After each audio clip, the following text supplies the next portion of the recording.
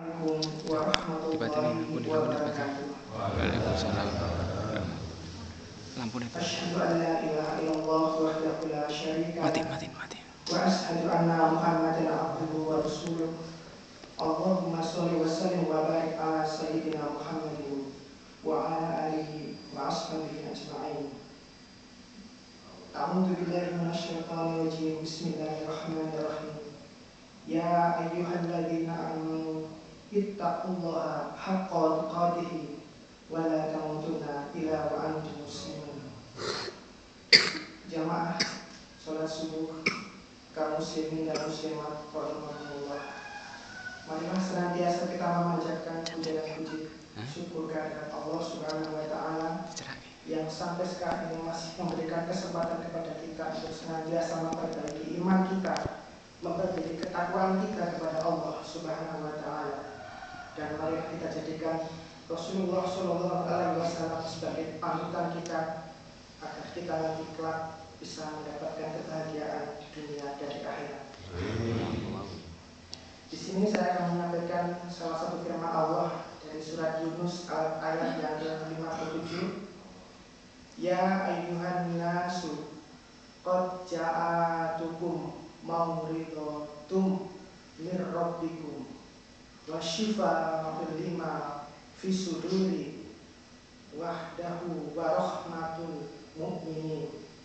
Yang artinya, hai manusia, sesungguhnya telah datang kepadamu pelajaran dari Tuhanmu dan penyembuh dari penyakit yang berada dalam dadamu dan petunjuk serta rahmat bagi orang-orang yang beriman.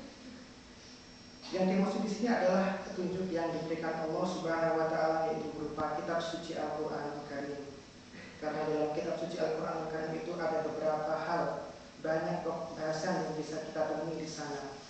Bagaimana kita berinteraksi dengan masyarakat, bagaimana kita cara beribadah kepada Allah Subhanahu wa taala, semuanya telah terkumpul rapi dalam satu mushaf Al-Qur'an yang apabila kita mengikuti apa yang telah difirmankan Allah dan apa yang senantiasa disampaikan oleh Rasulullah melalui hadis-hadisnya, insya Allah kita tidak akan tersesat selama-lamanya. Dan yang kedua, saya ingin menyampaikan bahwa salah satu orang yang paling celaka di dunia ini adalah orang yang berpaling daripada Al-Qur'anul Karim. Sebagaimana yang telah difirmankan Allah dalam surat Toha ayat 124 sampai dengan 126. A'udzu billahi minasyaitonir rajim. Bismillahirrahmanirrahim. Wa man a'rada an dzikri fa inna lahu min isyakan dzonka wa nahsyuruhu yaumal qiyamati a'ma. Dan barang siapa yang berpaling dari peringatanku, kata Allah, maka sesungguhnya baginya kehidupan yang sempit. Nah, di sini makna kehidupan yang sempit itu adalah bagaimanapun banyaknya harta, bagaimanapun banyaknya ilmu yang kita miliki, kalau kita tidak berpegang teguh pada Al-Quran, maka hidup pun akan terasa sempit. Bahkan berapapun rezeki yang kita miliki akan merasa kurang terus. Nah, kemudian lanjutannya, baginya kehidupannya seperti itu, dan Allah akan mengumpulkannya di hari kiamat dalam keadaan buta. Na'udzubillah, subhanallah. Saya sendiri setelah dari bayi sampai sekarang dilahirkan dalam keadaan buta saja sudah sangat susah, Bapak Ibu hadirin. Semuanya serba terbatas. Apa yang harus saya lakukan harus serba hati-hati. Padahal saya mengalami kebutaan ini hanya sementara. Nah, bagaimana mungkin kita bisa membayangkan kalau kita dibutakan oleh Allah Subhanahu wa taala karena kita senantiasa berpaling dari Al-Qur'an. Kemudian Allah melanjutkan dalam firman-Nya, yaitu maka orang-orang yang ingkar itu protes kepada Allah. Qala rabbi lima hasyahkani a'ma faqad kuntu basyira. Ya Tuhanku, mengapa engkau mengumpulkan aku dalam keadaan buta, padahal dulunya aku melihat? Mungkin dulunya banyak orang yang berilmu dan juga yang memiliki umur yang panjang, sehingga dengan ilmu dan ilmu yang panjang itu tidak bisa mengamalkan Al-Quran secara utuh, maka disitulah Allah akan mengumpulkannya karena dia tidak mau mengikuti apa yang telah difirmankan oleh Allah. Kalau ada ayat Al-Quran yang mungkin bertentangan dengan dirinya, maka mereka pun berpaling. Kemudian ayat yang selanjutnya yang ke-126, kadzalika atatka ayatuna fanistaha wa kadzalika yuhma tunsa.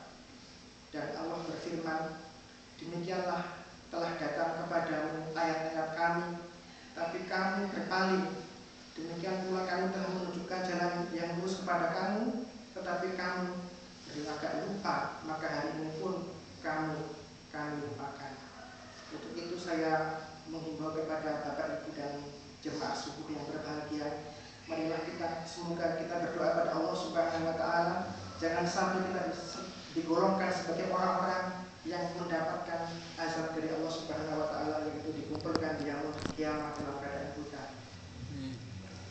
Dan marilah dengan petunjuk ini kita senantiasa memperbaiki diri kita masing-masing, apa yang selama ini kita lakukan, dan marilah kita senantiasa bermuhasabah kepada Allah Subhanahu wa Ta'ala. Mungkin kita pernah menzalimi orang lain, mungkin kita pernah berbuat salah kepada orang lain, dan mungkin kita pun juga pernah berbuat dosa kepada Allah Subhanahu wa Ta'ala. Untuk itu, di bulan yang penuh rahmat, barokah dan ampunan ini, kita mempunyai kesempatan yang sangat bagus untuk memperbaiki diri kita. Dan semoga saja Ramadan yang tahun ini merupakan peningkatan, dan insya Allah kita akan menjadi manusia yang senantiasa beruntung di dunia dan di akhirat kelak. Amin. Kiranya cukup sekian yang saya sampaikan, dan apabila saya mempunyai banyak kesalahan, saya mohon maaf. Itu semua karena keterbatasan saya dalam memperoleh ilmu pengetahuan. Terima kasih. Assalamualaikum warahmatullahi wabarakatuh. Waalaikumsalam warahmatullahi wabarakatuh.